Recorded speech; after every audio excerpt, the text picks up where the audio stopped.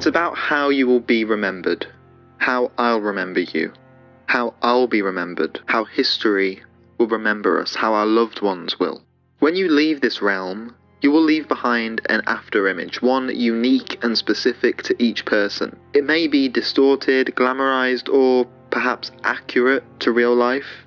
History is formed upon the foundation of remembrance. How we choose to remember things is just as unique as the memories themselves. Sometimes the memories are enough. Some need photos, videos, ashes, a grave. Some wear things as a symbol. How and what we choose to remember about events and people forges the way towards history and legacy. In Elden Ring, I remember Dialos Hoslo fondly, and out of respect and also out of some guilt for what I did as part of Volcano Manor, I wear his brother's, Juno Hoslo's, helmet. I remember Yuri, a man I didn't even interact with much, but respected, and out of, again, respect, some guilt, and even some vengeance against Shabriri for stealing his body, I wear his outfit. And in real life, I remember my dog, Alfie, who recently passed away, and out of unwavering love, I remember him through memories and photos.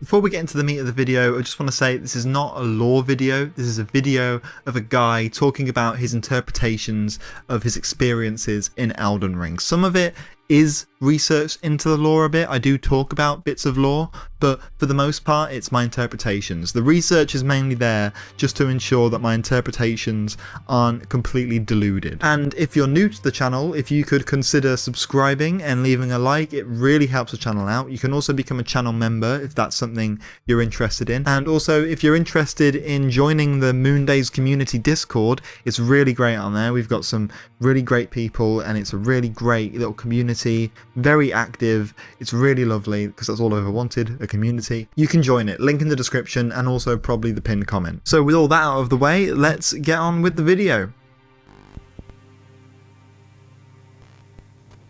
After every demigod that you beat, and also the occasional great enemy, you will get a remembrance of that enemy. And with that remembrance, you can take it to a finger reader and you can trade it for either a certain item or a certain power, or in some cases, you can exchange it for like a bounty of normal runes that you can use to level up. It's really up to you. It's a great system. But either way, it also acts as a way to remember those demigods, to remember those people. But even Rykard, the weird demigod who started a cult and let himself be devoured by a serpent, even he got a remembrance, but I will always remember him as that weird cult leader who tried to eat me. Actually, my last memory of him will be of Lady Tanith trying to eat the rest of his body. Oh, you...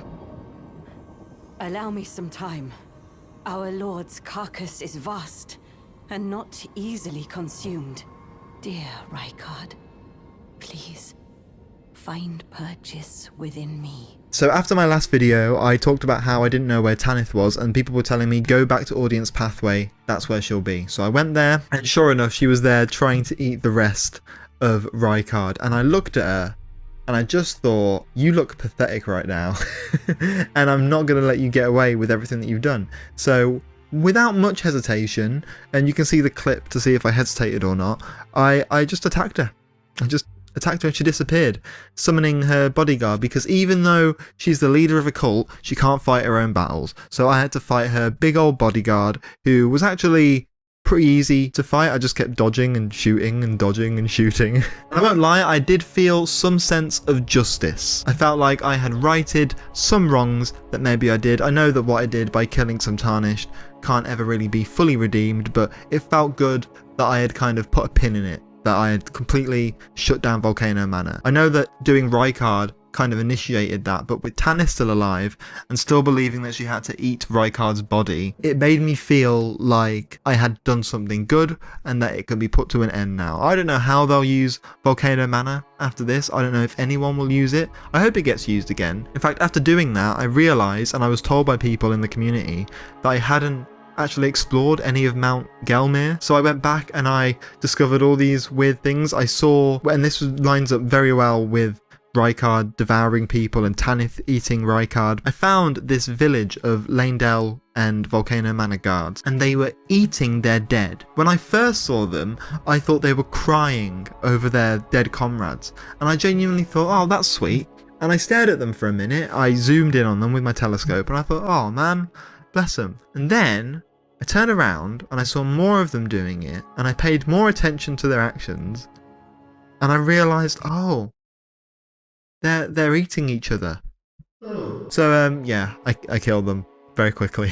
But I thought, isn't it funny that how in this world of Elden Ring, in the Lands Between, a name which implies purgatory, but we'll get to that in a minute, in the Lands Between, it's this cold, desolate, alone place where it feels like everything is out to get you, everything is out to kill you.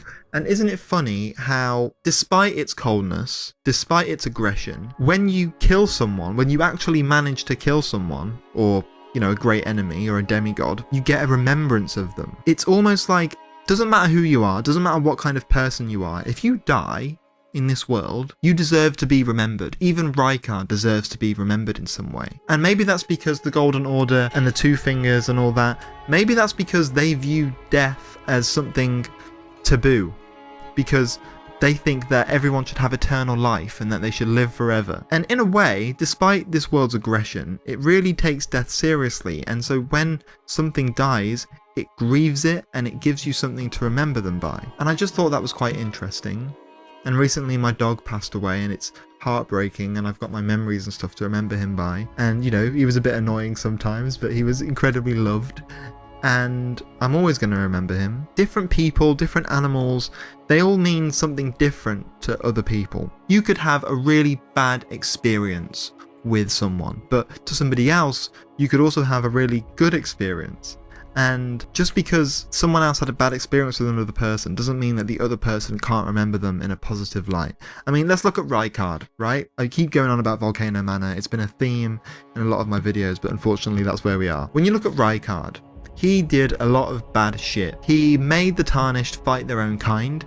He started a cult. He devoured people. But to Lady Tanith, she kind of loved him. You get the vibe that she really loves him.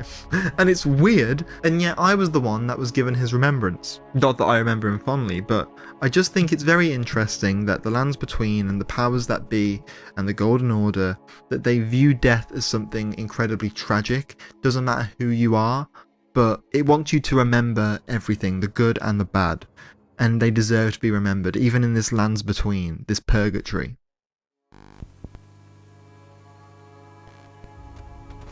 I've noticed that in the Lands Between, everything really does feel like a ghost, like an apparition, like a holdover from something long gone. It almost feels like everything in this world is clinging to life, desperate for relevance, desperate for a final breath, desperate to just keep going. For example, when you're in Altus Plateau and other places around the map, you'll see faded sigils and flagpoles just up in the air.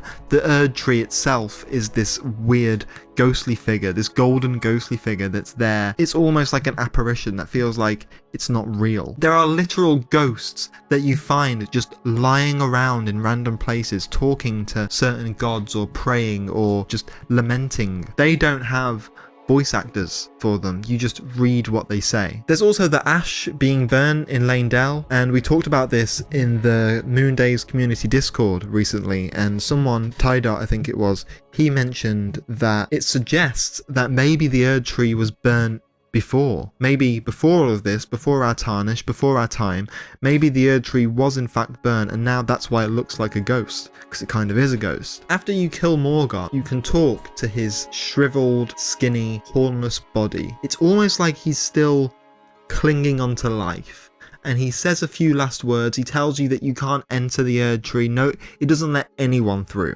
Tarnished, not but a fool. The Erd Tree wards off all who deign approach. We are all forsaken.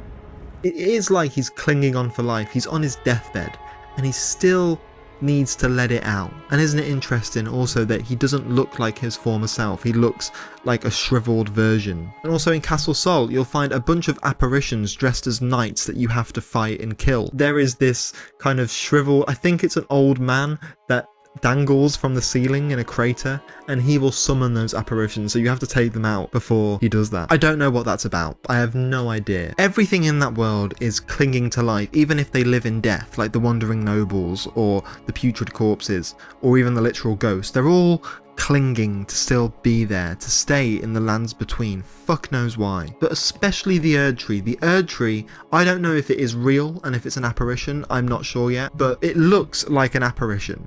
And maybe you could interpret it like that. The biggest thing in this map seems to be a ghost and seems to be clinging to life. Maybe it's not a ghost. I don't know. Everything else copies it, trying to cling to life also. It's desperate to exist, desperate not to be neglected. It will never be just a memory. It always needs to be there, right in front of you. When you first start playing Elden Ring, the first thing you see is, okay, yeah, a tree sentinel, but you also see the massive Erd Tree just there waiting for you, and you just have to go in that direction. That's the main big thing that you have to go towards. The Lands Between is almost like purgatory. I mean, the name itself suggests it, and it also feels like real life, like our planet. Technically, we live in a place between being born and dying. And recently, we had my dog put down, and I watched him die, and it was really sad. It was really horrible. And he looked at me. He looked at me as he was being cradled by my mom, and he looked at me, and his eyes just went, and it didn't, and that really put things into perspective for me, because he's a good boy. He was a good boy. Not that I had Elden Ring on my mind when that was happening, but now that I've been writing this video and thinking about it, you know, we live in the Lands Between. We live between being born and dying, but it's about what you do within that time, what you do in the Lands Between. Alfie had the best life. He had a lot of good people around him. He really loved his food.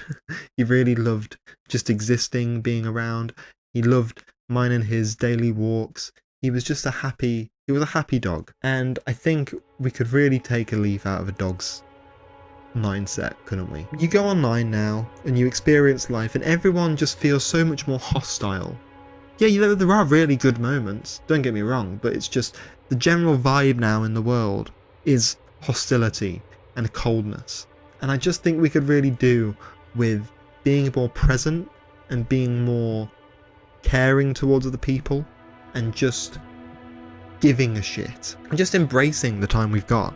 You know, I've spent so much time in my life thinking about the worst things possible, overthinking everything, wondering if, you know, what's the point in me carrying on? What's the point in me doing any of this? And I still struggle with those thoughts, but I want to be able to embrace things. I want to be able to live my life as fully as possible. And I want to do it for Alfie. And so in Elden Ring, get it back to Elden Ring. In Elden Ring, you have to decide, how are you going to cherish your moments in the Lands Between? What are you going to do?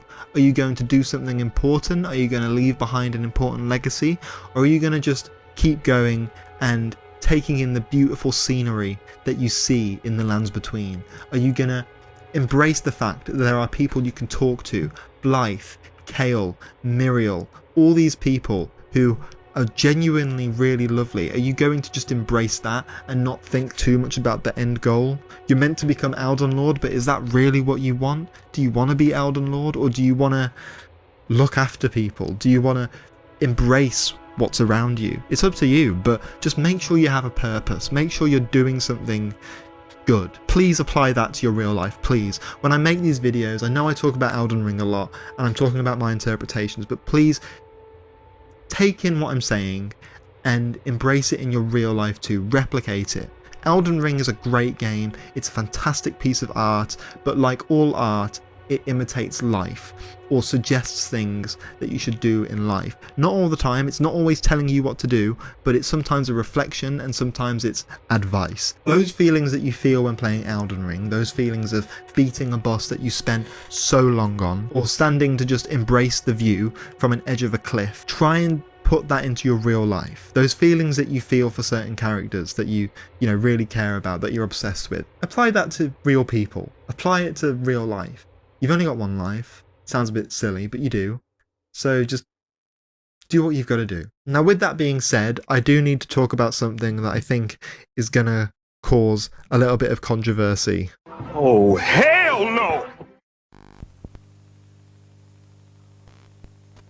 So I did Rani's questline. A lot of people were suggesting it. A lot of people said that they would be interested to hear my thoughts on it because she's quite anti-authoritarian, and a lot of my videos, sometimes I imply anti-authoritarianism, especially against the demigods and real life figures. So I think people were quite interested to see what I would say, and also when I spoke about fear and how I believe that she is 100% in the right. People were saying you should do Rani's questline, you'll really appreciate her much more and you'll probably choose her ending. I did the questline, I finished it, and I'm really sorry, but I don't fuck with Rani. I'm sorry, okay? This guy stinks! Oh, come on, man. Look, I've been really worried about talking about this on a video because I've just known that I'm going to get so much shit for it. But listen, it is true that Rani is against the two fingers, that she rebelled against them, and I'm all for that. I completely get it. Fuck yeah, go off queen. She really rubbed me the wrong way because, one, she is a demigod, and all demigods are bastards, ADAB. And I know I've called them spoiled brats in the past, and I've walked back on that a bit because they are just from toxic families. However, just because you come from a toxic family, I can't really get behind your assumed authority just because you're a demigod. I would say I'm their equal at this point, and I don't like the fact that they all look down on me. Even Rani, who is against the demigods, she's using me, and I don't appreciate it. I mean, she literally said the words to me, "I won't brook disobedience." I will not brook disobedience in this matter.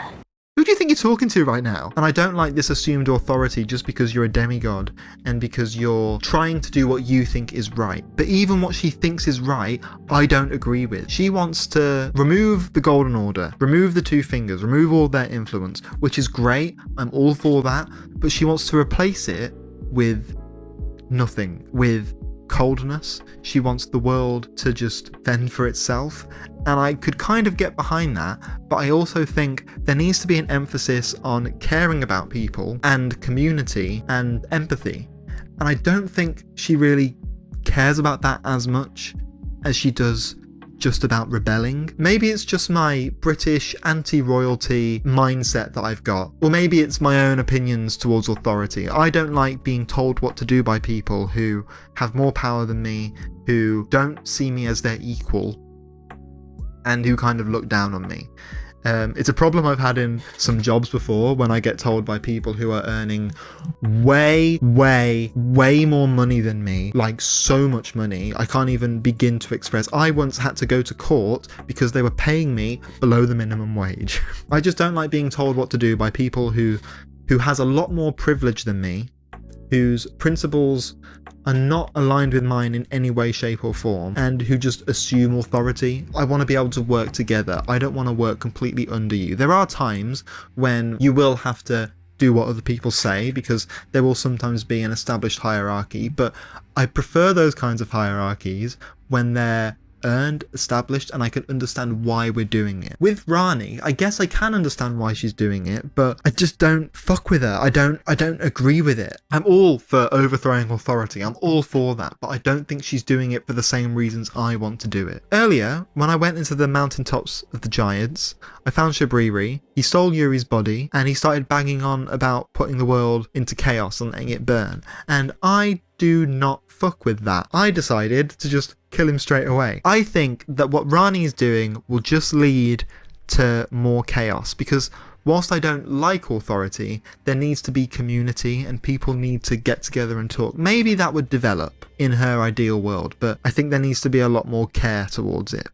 Which is why I fuck with Fear so much. Now granted, if I go with Fear's option, if I bring some respect to death, I also have to become Elden Lord, which then means there's a lot of hypocrisy within what I'm saying. I would then assume the title. Elden Ring wants you to make the world better, but the only tools that it gives you seems to be fighting, power, a throne. So you really have to try and figure out what's best. If I become Elden Lord, I don't know if I'm really the right person for the job, but I know that I'm doing it because I spoke with Fia, who, by the way, is also a Tarnished, who is my equal, who, from the very get-go, this is one thing that annoys me about people when they talk about Fia, she is, from the beginning, exceptionally clear on what she wants, what her intentions are, and what she's giving you. When she gives you a hug and she gives you that blessing, it's a debuff, but she's also very clear, where she's like, use it, it'll help you out, right? She's very clear about that. She also tells you that she wants to look after people as they're dying, that she wants to lie with them as that happens. Like,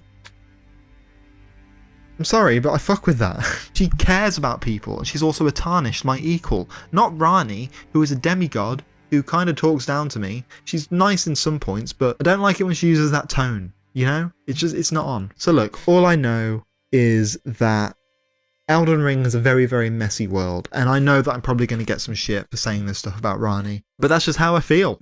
That's how I feel about it, and when it comes to it, when I eventually get to the ending, which will be in a long time because I'm now in the Consecrated Snowfields and I'm trying to find Moog and the Halley Tree, and I also then want to go and do Shadow of the Erd Tree before I finish the game. Some people are telling me not to do that, but I'm going to do it anyway.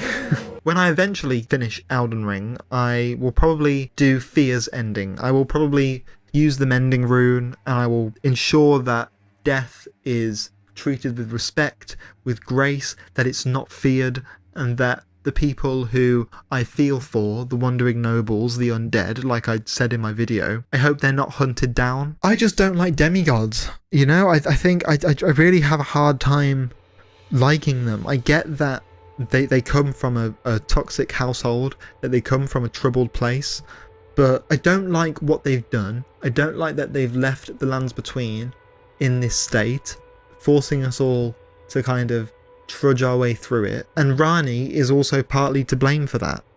Whether you like it or not, she kind of is. So I would say that I am the demigod slayer. I have killed equal or more monsters as the demigods themselves, and I believe that death is a natural part of life, and in some ways beautiful but heartbreaking. It's a natural part of life that should be respected, and it should be allowed to exist. And I don't want to leave the world in chaos or coldness. I want to build a foundation of community, something that will help people. As I said, my next goal is to find Moog, start the DLC, and I'm also in between doing the sewers in an attempt to find the Frenzied Flame.